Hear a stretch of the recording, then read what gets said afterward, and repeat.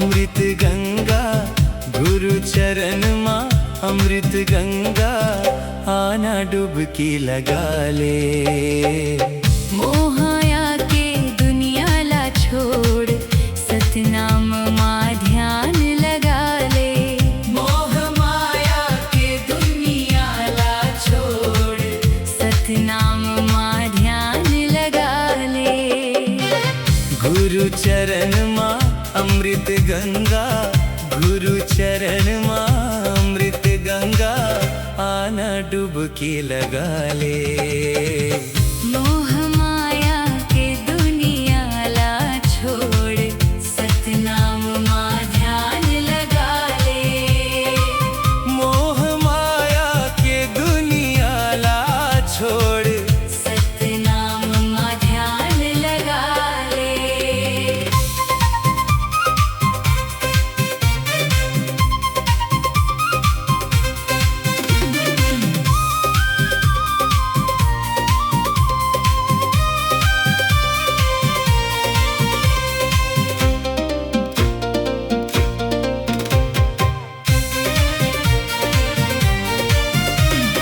जंगल जंगल ज्ञान बगैरिस सत्य के बात बताइस।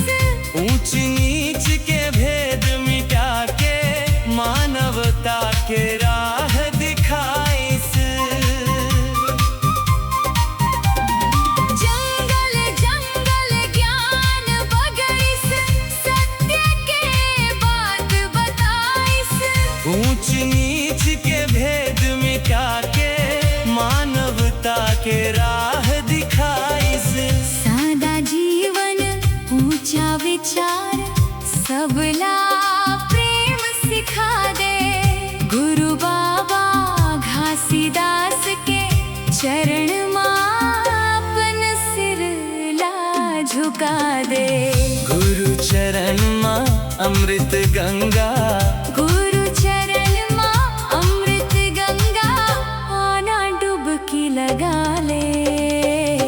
मोह माया के दुनिया ला छोड़ सतनाम माँ ध्यान लगा ले। मोह माया के दुनिया ला छोड़ सतनाम माँ ध्यान लगा ले।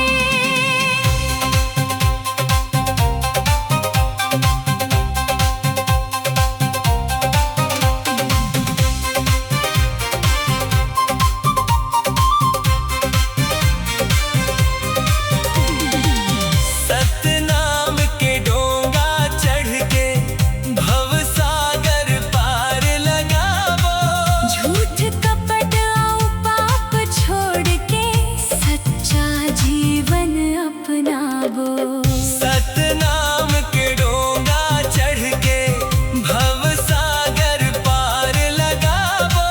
झूठ कपट और पाप छोड़ के सच्चा जीवन अपनावो। मन खे एक समान है यही संदेश सुना दे। गुरु बाबा के अमर कहानी गाँव गाँव गूंजा दे। गुरु चरण माँ अमृत गंगा गुरु चरण माँ अमृत गंगा आना डुबकी लगा ले। मोह माया के दुनिया ला छोड़ सतनाम माँ ध्यान लगा ले। मोह माया के दुनिया ला छोड़ सतनाम माँ ध्यान लगा ले।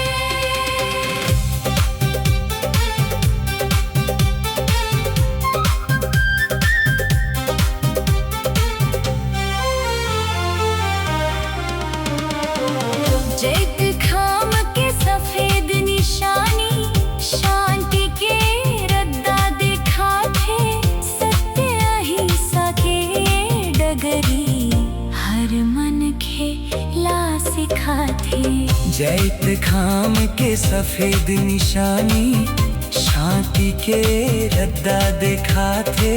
सत्य अहिंसा के ये डगरी हर मन खे ला सिखाथे। क्रोध लोभ सब दूर भगाथे, प्रेम के दीप जला ले। गुरु चरण माँ अमृत गंगा आना डुबकी लगा ले। गुरु चरण माँ अमृत गंगा गुरु चरण माँ अमृत गंगा आना डुबकी लगा ले। मोह माया के दुनिया ला छोड़, सतनाम में ध्यान लगा ले। मोह माया के दुनिया ला छोड़, सतनाम में ध्यान लगा ले। गुरु चरण माँ अमृत गंगा गुरु चरण माँ अमृत गंगा आना डुबकी लगा ले। मोह माया के दुनिया ला छोड़, सतनाम में ध्यान लगा ले। गुरु चरण माँ अमृत गंगा गुरु चरण माँ अमृत गंगा आना डुबकी लगा ले। मोह माया के दुनिया ला छोड़, सतनाम में ध्यान लगा ले। गुरु चरण माँ अमृत गंगा गुरु चरण माँ अमृत गंगा आना डुबकी लगा ले। मोह माया के दुनिया ला छोड़, सतनाम में ध्यान लगा ले। गुरु चरण माँ अमृत गंगा